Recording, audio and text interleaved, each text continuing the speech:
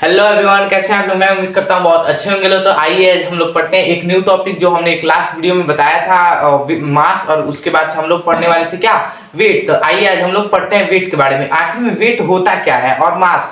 मैंने बताया था कि जो मास होता है वो किसी भी ऑब्जेक्ट में जो अमाउंट ऑफ मैटर होता है, जब उसको मेजर करते हैं तो उसी को क्या बोलते हैं, मास। लेकिन जो वेट होता है वो मास नहीं होता है, ठीक है। जो वेट होता है वो क्या होता है, मतलब ग्रेविटी के द्वारा जो फोर्स लगाई जाती हो किसी भी ऑब्जेक्ट पे और उसी को मेजर करते हैं तो उसको क्या बोलते हैं, मास, सॉरी वेट, ठीक है। तो जो वेट होता है, weight is not fundamental property of any body, ठीक है। मतलब जो वेट होता है वो फंडामेंटल प्रॉपर्टी किसी बॉडी का नहीं होता है। और सेकेंड पॉइंट है, weight is measure by what, spring balance. जो कि वेट किससे मापा जाता है, एक ऑब्जेक्ट होता है जिसका नाम क्या है, स्प्रिंग बाइलेंस, वो भी मापने वाला है। उसी से हम लोग क्या नापते हैं, वेट नापते हैं, ठीक है। और जो इसका एसआई यूनिट होता है व्हाट, न्यूटन होता है, व्हाट, न्यूटन। तो हम लोग इसको क्या बोल सकते हैं, एम बोल सकते हैं, ठीक है।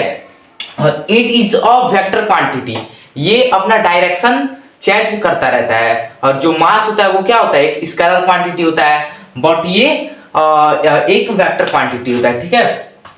It value change pro place to place, मतलब कि ये अपना वैल्यू चेंज करता रहता है। जैसे अर्थ पे कुछ और वैल्यू होगा और फिर से मून पे कुछ और होगा। जो मून पे जो इसका वैल्यू होता है वो अर्थ के 1/6 हो जाता है। मतलब जितना वैल्यू इसका वैल्यू हम लोग मेजर किए होंगे अर्थ पे, तो जब वही मेजर करने जाएंगे हम लोग इसका वैल्यू मून पे, तो अर्थ के 1/6 उसका वैल्यू हो जाता है, ठीक है।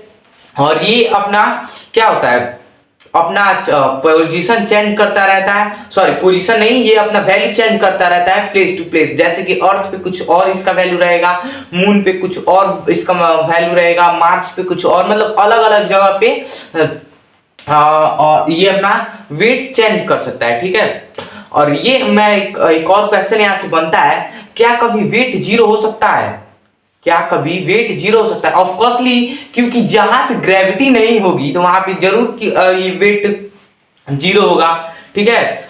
तो जहां पे ग्रेविटी नहीं होगी वहां पे वेट जीरो। चीज का हम लोग का वेट निकालने के लिए हम लोग क्या करते हैं, वेट निकालने के लिए यहाँ पे देखिएगा, ठीक है। वेट निकालने के लिए मास इनटू ग्रेविटी। जैसे हम लोग अपना वेट निकालेंगे, मतलब अर्थ पे, ठीक है। तो अर्थ के लिए हम लोग अपना वेट निकालने के लिए क्या करेंगे आइए देखते हैं।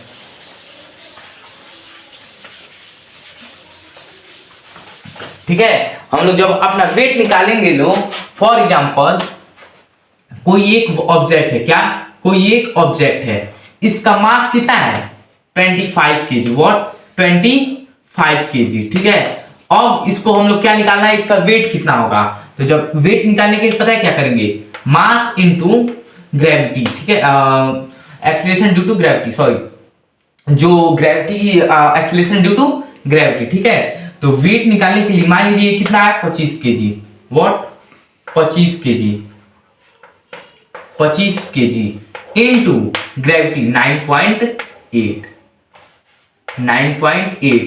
जब इसको कैलकुलेट करेंगे तो इस बॉडी का क्या निकल जाएगा, वेट निकल जाएगा। ये कहां के लिए है, अर्थ के लिए, ठीक है, व्हाट, अर्थ के लिए जो कैलकुलेट करेंगे। और सेम ऐसे ही जब इसको मून पे ले जाएंगे तो इसका क्या हो जाएगा, वेट मून के लिए mass into acceleration due to gravity into 1/6 मतलब कि जो भी वेट आया होगा कहां पे, अर्थ पे जो भी वेट आया होगा, कुछ कैलकुलेट करेंगे, कुछ वेट आएगा अर्थ पे, और उसी को जब 1/6 कर देंगे, 1/6 से मल्टीप्लाई कर देंगे, तो वो मून पे क्या आ जाएगा, मून पे इसका वेट आ जाएगा, ठीक है।